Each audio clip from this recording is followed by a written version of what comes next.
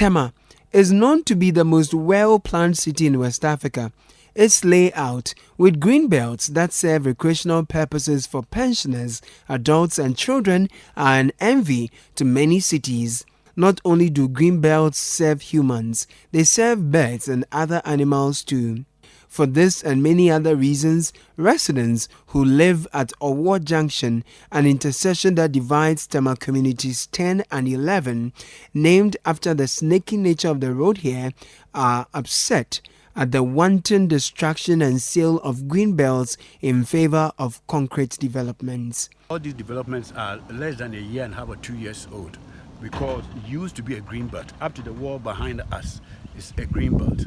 Now, TDC now has a stand that they have a say, or they have the right to rezone the green belt. We know it as a green belt because some of us have seen it in the old master plan that Kwame Nkrumah had prepared, was prepared for Tema.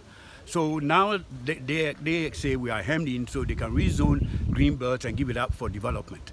And we are protesting that they have done it up to this point, but the rest, you can see it. We have explained all the problems that we are having: the flooding, the emergency services, the water supply, the area for kids and even assembly. We have explained it all. We're saying that this thing is not convenient to us.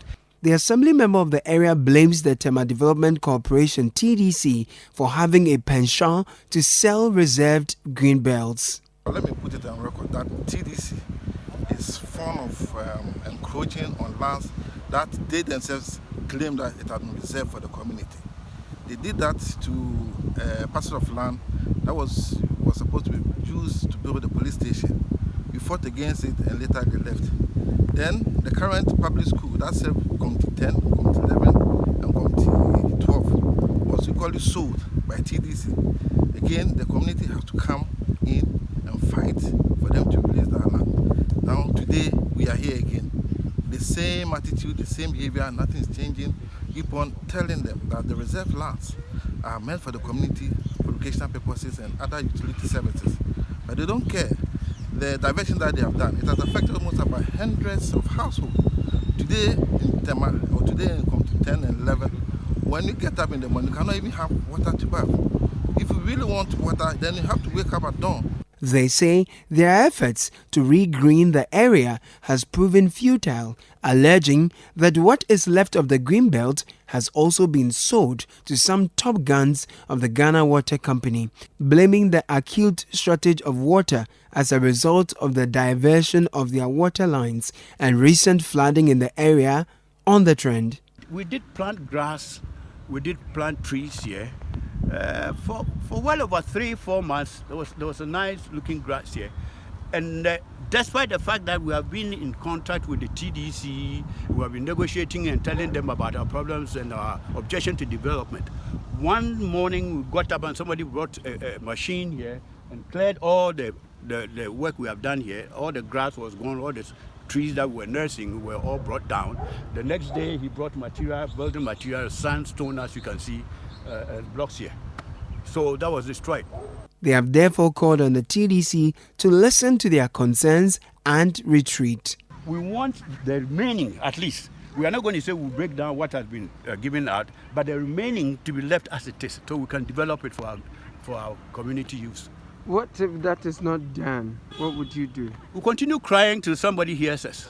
But the TDC says the residents are acting in ignorance, as reserved green belts can be rezoned to meet the growing needs of the population. In every community that is developed, there are spaces which are left for future development. And so this particular area was an open space which was reserved for future development. And if you see, the scheme was done in such a way that with urban redevelopment, we will be able to redevelop the area in such a way that it will accommodate more people. Same thing is currently even happening at Committee 1 Side 3, just opposite TDC, where there's infilling ongoing.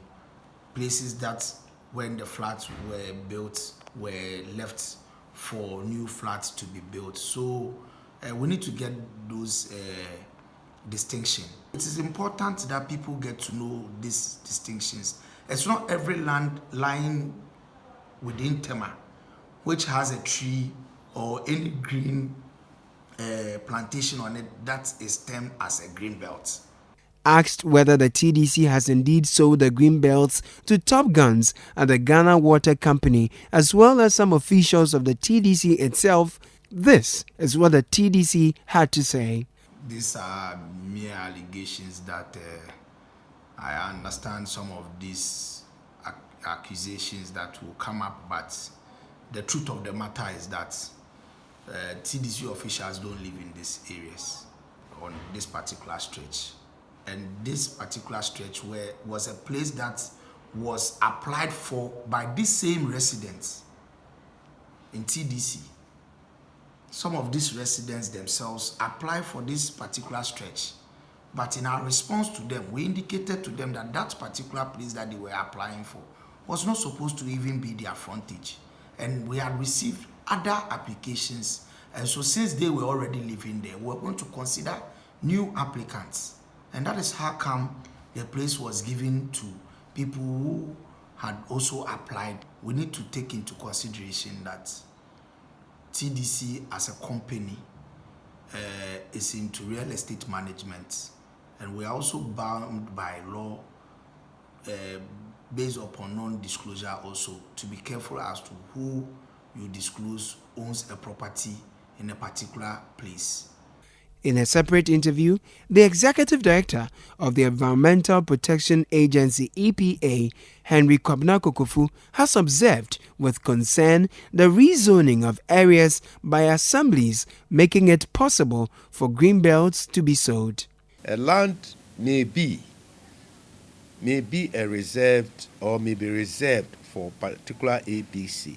As time goes on, and with the passage of time and the settlement and developments and all those things, it may necessarily be to change the usage from the previous. So, Like a green belt. So the district assemblies have also the authority through the LUPSA to either rezone some areas into other land use purposes. That is where the challenges begin. So you may, on the outset, may think that this land is not good for, or is not fit for purpose for what is being done, for habitat or something of the sort. The owner might have then applied to the LUPSA and it's been rezoned. So certificate of rezoning is on it. The person decides to do something, applies to EPA and said, but this, your land cannot be used for. What is the status of the usage? It gives you, oh, it's been rezoned for commercial purposes. So then your guard is lowered. Your place is rezoned. He says assemblies found to be abusing rezoning without cause will be held accountable. The new phase of EPA is going beyond that to see if a rezoning is done and is done improperly, what remedy there are. Stop the proponent, take him on, and is that okay? No, for me.